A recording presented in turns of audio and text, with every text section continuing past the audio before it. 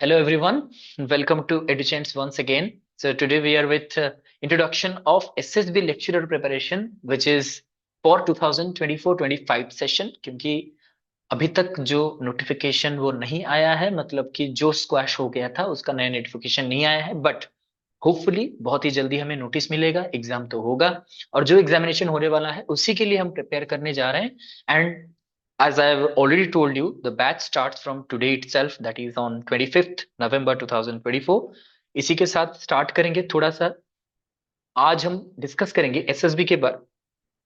ठीक है, थोड़ा सा देखिए एसएसबी के बारे में जानेंगे, एग्जाम के बारे में जानेंगे, उसी हिसाब से हमारा प्रिपरेशन स्टार्ट रहेगा।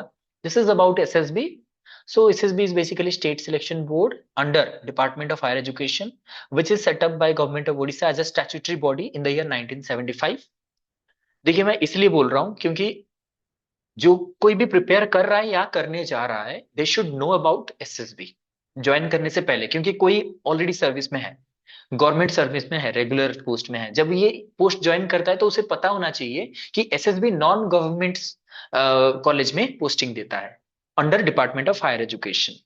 ठीक है, तो ये बात क्लियर हो जानी चाहिए, ये बेसिक है। उसके बाद क्वालिफिकेशन, क्वालिफिकेशन क्या होना चाहिए, क्वालिफिकेशन रिगार्डिंग भी बहुत कंफ्यूजन होता है। मास्टर्स डिग्री, अब ये मास्टर्स डिग्री में दो आते हैं, एजुकेशन वालों की बात कर रहा हूँ, एमए एंड एमएड। ठीक है, अब इन दोनों का जो कंफ्यूजन है ये भी एसएसबी में पेंडिंग है अभी। ठीक है, जो नया नोटिफिकेशन आएगा इन दो के रिगार्डिंग वो कोई ना कोई वर्डिक्ट जरूर देगा कि who will be allowed MA और एमएड या फिर दोनों, ये दोनों का भी वहां पे क्लियर कट आइडिया देने वाला है, क्योंकि उसमें जो नया नोटिफिकेशन आएगा उसमें ये सब कुछ क्लियर कर देगा। ठीक है, 55% तो पता ही है आपको। ठीक है, दोज हु बिलोंग टू एससीज एंड एसटीज उनके लिए एटलीस्ट 50% चाहिए। ठीक है, स्कीम ऑफ एग्जामिनेशन क्या है ये इंपॉर्टेंट है क्योंकि आपका सिलेक्शन इसी पे डिपेंड करेगा। अब पीजीटी में क्या था, रिटन और करियर बस, लेकिन इसमें देखिए करियर में आता है आपका 25 मार्क्स, टोटल 25। अगर नेट एमफिल, नेट या फिर एमफिल है तो 10 मार्क का, पीएचडी है तो 25 मार्क्स का होगा। जो कि देखिए इस बार क्या कर दिया, जो बोला जा रहा है कि अगर एसएसबी लेक्चरर में अगर कर देता है कि चलो नेट मैंडेटरी हो तो यहाँ पे 10 मार्क तो वैसे ऐड हो जाते हैं। ठीक है, और जिन लोगों का नेट नहीं है और उन्होंने अप्लाई किया था तो उसके लिए भी उनके पास पेंडिंग है, वो क्या वर्डिक्ट देते हैं वो नोटिफिकेशन में पता चल जाएगा। जिन लोगों का मतलब नॉर्मली पीएचडी बहुत लोगों का नहीं होता है तो उनके लिए 25 मार्क्स है, और इनके बारे में सोचना ज्यादा नहीं है क्योंकि ज्यादातर पीएचडी जो कर लेते हैं ऐसा हम सोचते हैं कि जो लोग पीएचडी कर चुके हैं उनके पास ऑलरेडी 25 मार्क्स है तो हम रिटन में उनसे ज्यादा नहीं रख सकते हैं। ये गलत फहमी है क्योंकि पीएचडी सिलेक्टेड कैंडिडेट्स बहुत कम होते हैं, फ्रेश कैंडिडेट बहुत ज्यादा क्लिक करते हैं। ठीक है, रिटन में 150 मार्क्स ऑब्जेक्टिव टाइप रहता है, उसके बाद वाइवा बहुत इंपॉर्टेंट होता है, वाइवा 25 मार्क्स का, टोटल 200 मार्क्स। ठीक है, ये 150 जैसे आपका 100 marks 100 type objective type question आया था वैसे ही आएगा। 2 घंटे का एग्जाम है, नेगेटिव मार्किंग 0.5 का है। ठीक है, उसके बाद आते हैं और सिलेक्शन कैसे होता है। रिटन के बाद 3 times the number of vacancy जो रहेगा उसको बुलाया जाएगा इंटरव्यू के लिए। ठीक है, तो उसी के लिए एसएसबी में मतलब एसएसबी ऑफिस में ही इंटरव्यू होता है। जो इंटरव्यू में क्वालिफाई करेंगे वहीं पे आपका डॉक्यूमेंट वेरिफिकेशन हो जाएगा, वहीं पे आपका इंटरव्यू हो जाएगा, और दोनों को मिला के यानी कि आपका करियर मिला करके आपका रिटर्न मिला करके वाइवा में बुलाया जाता है, और वाइवा को मिला के आपका फाइनल रिजल्ट आता है। एप्लीकेशन फी 500 जो आपने ऑलरेडी पे किया होगा। एज लिमिट, अब देखिए एज लिमिट के बारे में भी एसएसबी में पेंडिंग है कि एसएसबी में बोला जा रहा है कि एज लिमिट को बढ़ाने के लिए, क्योंकि जो लोग अब ऑलरेडी अप्लाई कर चुके हैं इस साल अगर फिर से अप्लाई कर रहे हैं तो 1 साल बड़ा हो गया, मतलब जिनका बॉर्डर में था, जिनका बॉर्डर था 21 से 42 था, अब जो लोग 42 में अप्लाई किए थे अब जो उनका अब अप्लाई करेंगे 2025 में तो उनका 43 हो जाएगा, मतलब 1 साल बड़े हो गए तो ये एलिजिबल नहीं रहेंगे। ठीक है, 2025 में जब अप्लाई करेंगे तो इसके लिए भी उनके पास पेंडिंग है, देखते हैं क्या होता है। 5 इयर्स का जो रिलैक्सेशन होता है और इन सब का, और जो पीडब्ल्यूडी का 10% है उनको भी मिलता है। अब आते हैं मोस्ट इंपॉर्टेंट थिंग, जो कि कोई भी एग्जाम प्रिपरेशन करने से पहले मोटिवेशन कहते हैं इसको। क्या मोटिवेशन है, जहां पे भी आप जॉब कर रहे हो जो भी कर रहे हो, आप एट द एंड हमें एक अच्छा सा मतलब जॉब सिक्योरिटी तो चाहिए, क्योंकि इसमें जॉब सिक्योर होता है जब भी कोई गवर्नमेंट जॉब हम प्रिपेयर करते हैं। उसके साथ ही साथ स्केल ऑफ पे हम देखते हैं। स्केल ऑफ पे में 44,900 से लेकर के आपका मैट्रिक्स जो ग्रेड पे है वो 1,42,400 है।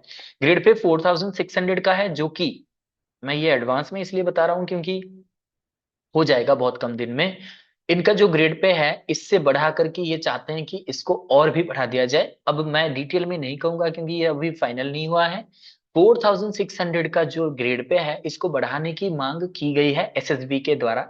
एसएसबी का जो एसोसिएशन है उसके द्वारा ये किया गया है।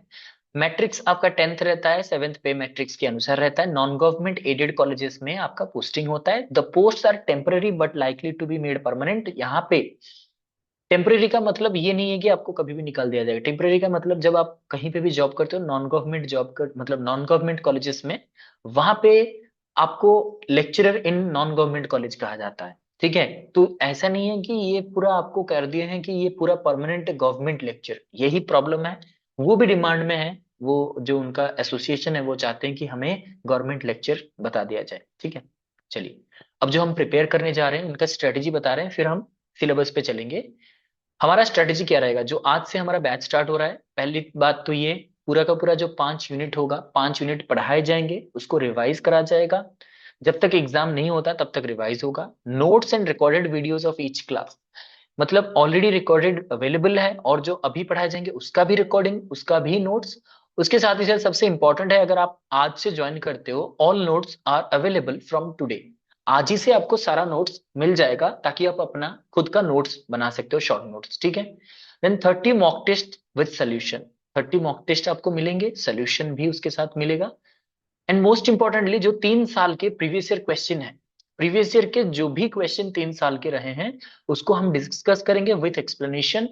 10 सेट्स ऑफ मॉडल एमसीक्यूज, और आपको पता ही है हम लोग जब मॉडल एमसीक्यू बनाते हैं तो किस तरीके से बनता है और उसमें से कितने क्वेश्चन एग्जाम में डायरेक्टली आते हैं। तो हम मॉडल एमसीक्यूज 10 सेट बनाएंगे जो कि आपके एग्जाम के लिए बहुत हेल्पफुल रहेगा, डाउट क्लियरिंग सेशन रहेगा। क्योंकि पीजीटी के अलावा लेक्चरर में क्या होता है, लेक्चरर में थोड़ा सा लेवल टफ रहेगा, मॉडरेट से हाई लेवल तक डिफिकल्टी रहेगा। उसके साथ ही साथ आपका जो कॉन्सेप्चुअल अंडरस्टैंडिंग ज्यादा मायने रखता है, एप्लीकेशन अंडरस्टैंडिंग ये सब मायने रखता है। So it is obvious that you will gain some doubts, और ये डाउट्स को जब तक आप क्लियर नहीं कर देते तब तक कॉन्सेप्चुअल क्लैरिटी नहीं आएगा। इसलिए डाउट क्लियरिंग सेशन तो रहेगा ही रहेगा।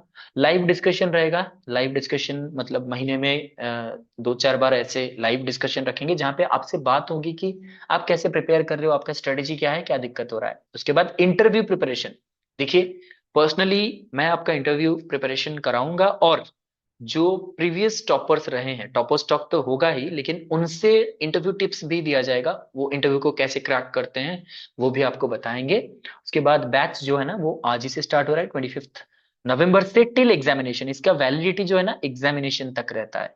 आपका एग्जाम जब भी होगा, अगर अगले साल होता है, लास्ट में भी होता है, तब तक आपका वैलिडिटी रहेगा। So you should all join as soon as possible. ये जो यूजीसी नेट और एसएसबी लेक्चरर का मैंने जो भी आपको पहले से बताया था वही आपका प्राइस रेंज है। अगर किसी को कोई दिक्कत होता है तो भी बता सकते हो कि financial barrier should not be there. ठीक है, अगर किसी को प्रॉब्लम है ज्वाइन करने में वो मुझे पर्सनली मैसेज कर सकता है, व्हाट्सएप नंबर यहाँ पे दिया गया है। एसएसबी लेक्चरर का कंप्लीट प्रिपरेशन बैच जो है वो 1999 से आपका स्टार्ट होता है।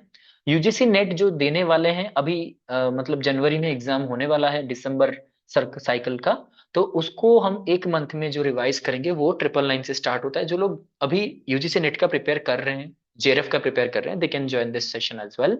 सो with this let us move on to our syllabus. ठीक है, यहाँ तक क्लियर हो गया? अब देखिए सिलेबस में, सिलेबस में क्या है। पहले तो फिलोसफी। फिलोसफी में Indian philosophy, western philosophy, Indian philosophers यानी थिंकर्स और वेस्टर्न थिंकर्स, ये सब आएंगे।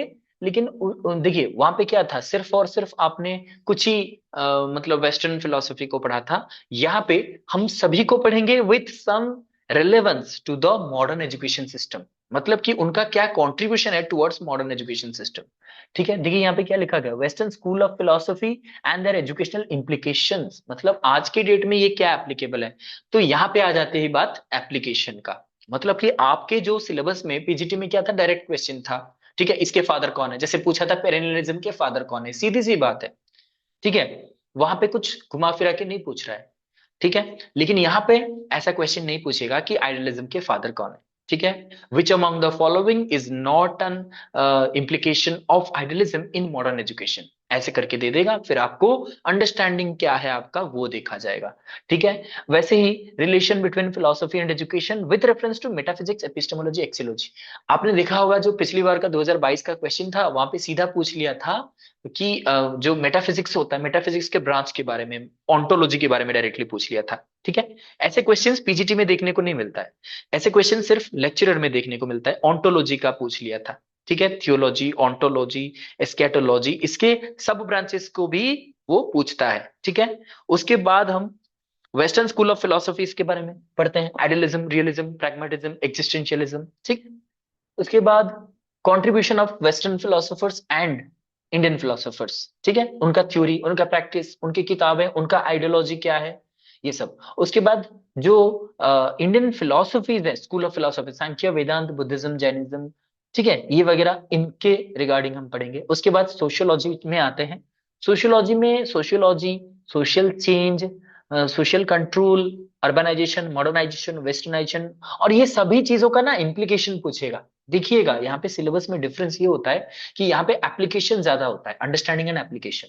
ठीक है, जैसे कि social change, concept, factor, role of education as an instrument of social change, यहाँ पे ज्यादातर एप्लीकेशन रहेगा। देन मल्टीलिंगुअल, दिख रहा है कि कम है, आपको लगेगा वहां पे 16 यूनिट्स थे, यहाँ पे सिर्फ 5 यूनिट, नहीं, इस 5 यूनिट्स में इतने सारे टॉपिक्स हैं और इतने सारे कॉम्प्लेक्स चीजें हैं जो समझने में ज्यादा टाइम लगता है। Then education for sustainable development, global citizenship education, education for SCBC, ACDGs, एससीज, एसटी, वुमेन, चिल्ड्रन, मतलब इनमें सारे वो जो इंपॉर्टेंट आर्टिकल्स हैं, इंपॉर्टेंट प्रोविजंस है, जो भी स्कीम्स लॉन्च हुए हैं, ये सब कुछ यहाँ पे पढ़ेंगे। देन साइकोलॉजी में आ जाते हैं। साइकोलॉजी तो आपको पता ही है, relation between education, psychology, then growth and development principles. ठीक है, और यहाँ पे एक इंटरेस्टिंग चीज भी यहाँ पे पढ़ेंगे कि हर एक स्टेज में क्या क्या डेवलपमेंट होता है। ठीक है, बच्चा जब बड़ा होता है तो क्या होता है। उसके बाद education of adolescents, emotional intelligence, फिर इंटेलिजेंस के थ्योरीज, इंटेलिजेंस के principles, intelligence testing, individual difference, ठीक है, मोटिवेशन, लर्निंग, लर्निंग थ्योरीज, ठीक है, ये सब पढ़ेंगे। Then personality, type theory, trait theory, सब कुछ। और उसके बाद असेसमेंट ऑफ पर्सनालिटी। देन हम पढ़ेंगे असेसमेंट, ये इंपॉर्टेंट है, fourth and fifth unit is very important. Fourth unit तो सबसे इंपॉर्टेंट है, यहाँ पे सभी इंपॉर्टेंट टॉपिक्स हैं। देखिए, मेजरमेंट, असेसमेंट, टूल्स, टेक्निक्स, उसके बाद स्किल्स, ठीक है, एनआरटी, सीआरटी, ठीक है। इवैल्यूएशन में हम लोग 4 प्रकार के इवैल्यूएशंस पढ़ेंगे। How it is different from assessment, इसको पढ़ेंगे। सीसी के बारे में पढ़ेंगे, बहुत क्वेश्चन आता है सीसी से। उसके बाद टूल्स ऑफ असेसमेंट, एक एक करके देखिए, एक लाइन में लिखा गया है लेकिन ये एक एक टॉपिक है पूरा। ऐसे type test, objective type test, scales, questionnaire, schedule, observation, ये एक एक टॉपिक है। Then reliability, validity, item analysis. Reliability, validity का टाइप्स भी पढ़ेंगे, टेस्ट भी पढ़ेंगे, आइटम एनालिसिस पूरा पढ़ेंगे, मतलब ब्लूप्रिंट से लेकर के ये सब पढ़ेंगे। देन एनसीएफ के बारे में पढ़ेंगे, एनसीएफ क्या कह रहा है, एनसीएफ एग्जाम के बारे में क्या रहा है, कह रहा है, रिफॉर्म के बारे में क्या कह रहा है, लर्निंग आउटकम के बारे में क्या कह रहा है। उसके बाद रिसर्च, पूरा रिसर्च। रिसर्च में क्वांटिटेटिव, क्वालिटेटिव, यहाँ पे हालांकि मिक्स मेथड नहीं लिखा गया है, फिर भी हम पढ़ेंगे mix method research, their applications, how to know which quality does ex post facto is having other than experimental, ये सब। उसके बाद डेटा एनालिसिस में भी हम स्टेटिस्टिक्स पूरा पढ़ेंगे, ठीक है, उसका एप्लीकेशन पढ़ेंगे। उसके बाद एनईपी 2020, एनईपी 2020 जो इस एग्जाम में बस एक दो क्वेश्चन ही देखने को मिला था, लेकिन बाकी सब क्वेश्चन इसमें नहीं आया था पीजीटी में, लेकिन लेक्चरर में जरूर आएगा। लेक्चरर में भर के क्वेश्चन आएगा एनईपी 2020 से। एनईपी का तो हर एक कोना हम नहीं छोड़ेंगे, हर एक कोने से भी पढ़ेंगे एनईपी 2020। जो भी क्वेश्चन मतलब बन सकते हैं वो सारे क्वेश्चन पढ़ेंगे। मान लीजिए कि एनईपी 2020 का वो सारा चीज पढ़ेंगे जो एग्जाम में आ सकता है। उसके बाद ईसीसी, सीसी पढ़ा था, अब ईसीसी, ईसीसी के बारे में पूरा अच्छे से पढ़ेंगे। Then elementary education course ensure करने के लिए, यानी UEE, universalisation of elementary education के लिए, जो समग्र शिक्षा अभियान 1986, एसएसए, आरसीएफसी, मतलब इसी के अंदर सब कुछ आता है, ये सब डिस्कस करेंगे। देन सेकेंडरी एजुकेशन के लिए जितने सारे कमीशन हुए हैं, वोकेशनलाइजेशन हुआ है, जितने सारे कमीशंस आए हैं, प्रॉब्लम क्या है, ये सब कुछ पढ़ेंगे।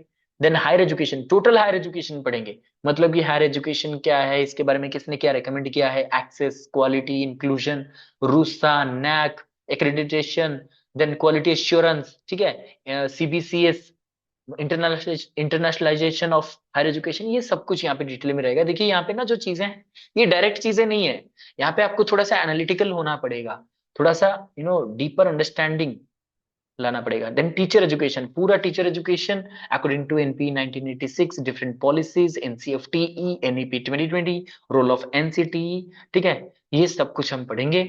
और लास्ट में आता है, छोटा सा दिख रहा है लेकिन बहुत सारे टॉपिक इसमें इंक्लूड है, जैसे कि लाइफ स्किल एजुकेशन, ये एक अलग सा टॉपिक है, एनवायरमेंटल एजुकेशन अलग सा टॉपिक है, ह्यूमन राइट्स एजुकेशन ये बहुत इंपॉर्टेंट है, इससे बहुत क्वेश्चन आते हैं, आईसीटी, पूरा आईसीटी इसी में पढ़ेंगे, एक छोटा सा पॉइंट है लेकिन पूरा आईसीटी पढ़ेंगे, और इंक्लूसिव एजुकेशन ये अलग है। देखिए यहाँ पे अगर देखा जाए, इंक्लूसिव एजुकेशन एक मतलब यूनिट है, आईसीटी एक यूनिट, दो, ह्यूमन राइट्स एजुकेशन तीन, ठीक है, ऐसे देखा जाए तो यहीं पे ही 5 यूनिट्स निकल जाते हैं, तो नाम का ही सिर्फ 5 यूनिट बताया जा रहा है, लेकिन इसी के अंदर अंदर 10-15 यूनिट्स है, ठीक है। So I hope you have this PDF with you, otherwise I will send in the group, ठीक है, ये ग्रुप में मैं आपको सेंड कर दूंगा, इसके नोट्स ऑलरेडी अवेलेबल है, ठीक है।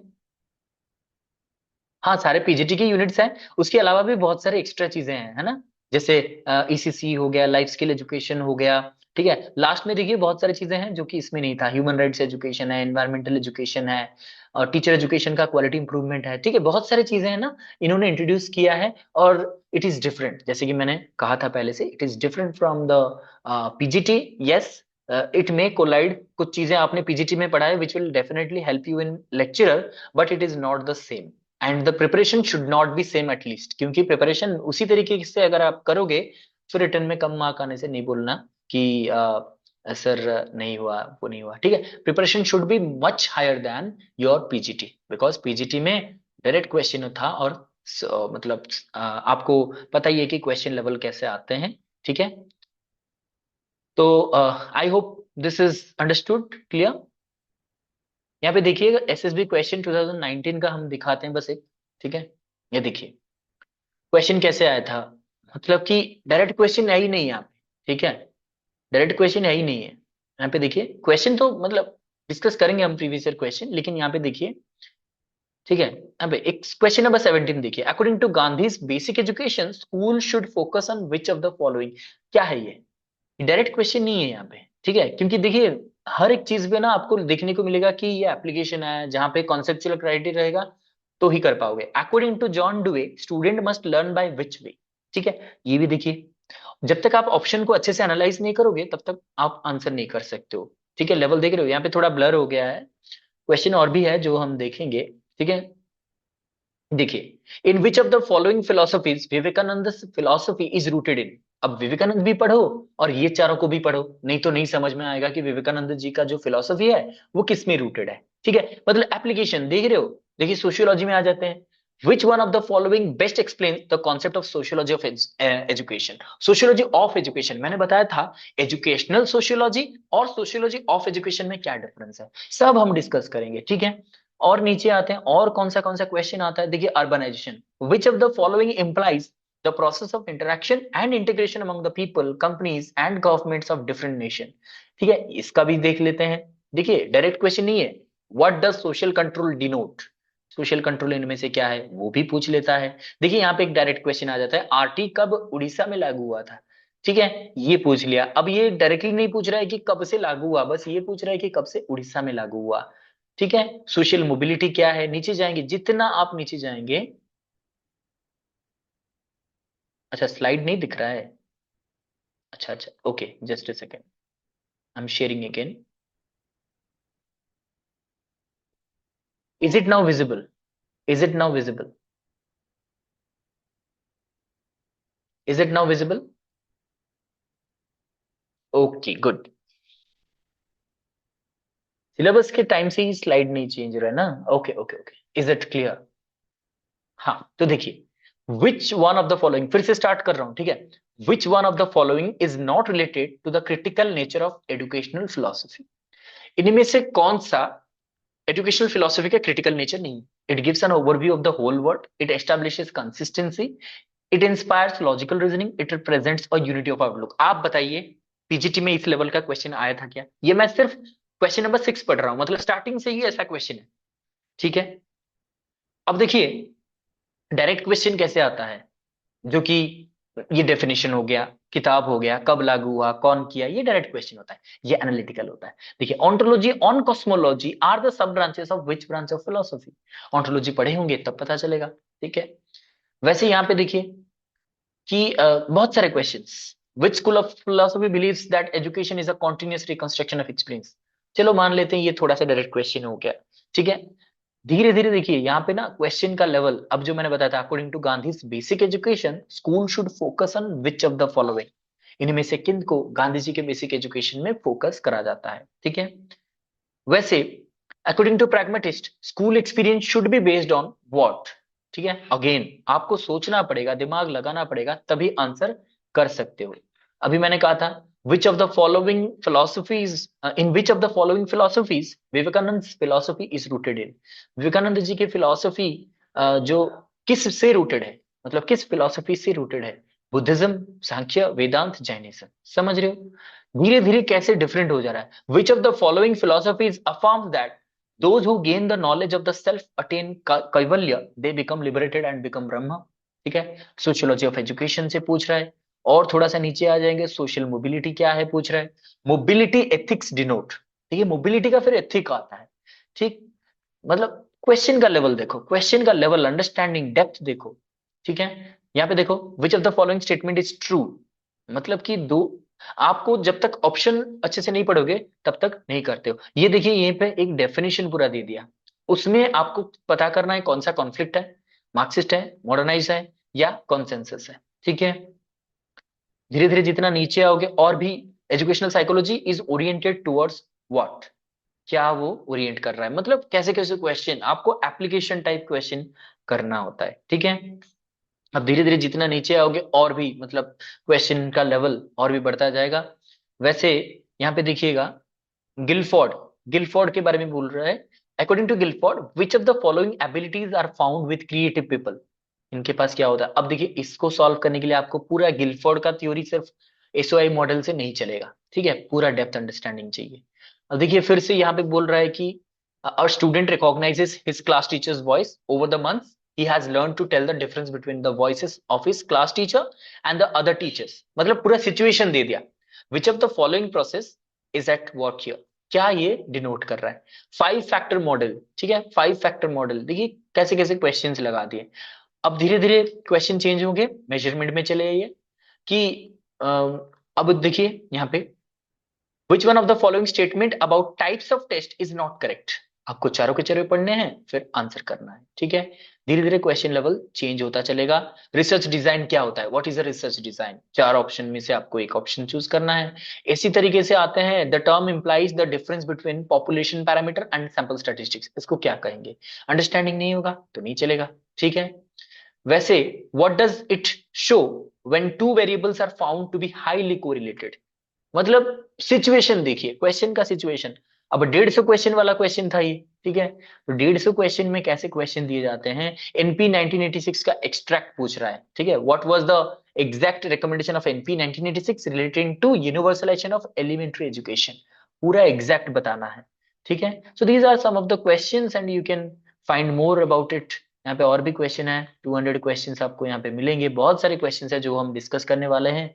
ठीक है, यहाँ पे 165, आई एम सॉरी 165 क्वेश्चन उस टाइम में थे ना, तो उस हिसाब से विच of the following best explain ICT in education. ठीक है, मतलब सब कुछ एप्लीकेशन बेस्ड है। What is the current problem in integrating life skill into school curriculum. ठीक है, मतलब सब कुछ यहाँ पे जो है ना वो एप्लीकेशन टाइप है, और यहाँ पे आपको थोड़ा सा सोच समझ के आंसर करना पड़ेगा। ठीक, हाँ डिफिकल्टी हाई तो रहेगा। ठीक, चलिए, सो आई होप कि ये आपको समझ में आएगा। These are very tough question. Yes, these are very tough. Not very tough, but it is different from PGT.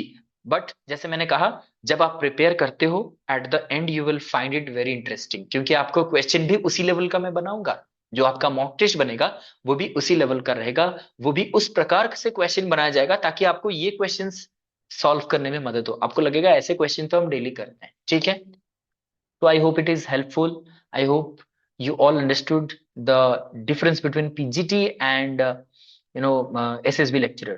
तो यहाँ पे डिफरेंस है. होपफुली हम प्रिपरेशन आज से स्टार्ट कर रहे हैं और होपफुली आप लोगों का जल्दी ही नोटिफिकेशन आ जाए, हम लोग प्रिपेयर करना स्टार्ट कर दें. जो भी अभी तक ज्वाइन नहीं किए, they can join now as well. तो जो लोग जल्दी ज्वाइन करेंगे उन्हीं को मटेरियल आज ही से मिल जाएगा. So you will get the materials today itself, so can you can prepare them with your own notes. ठीक है. So do you have any questions to ask?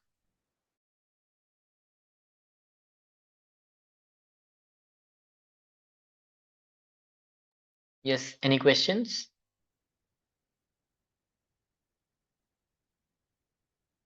Okay then. So thank you all. So looking forward for a new batch, fresh batch. So we'll start again. ठीक है. Thank you so much.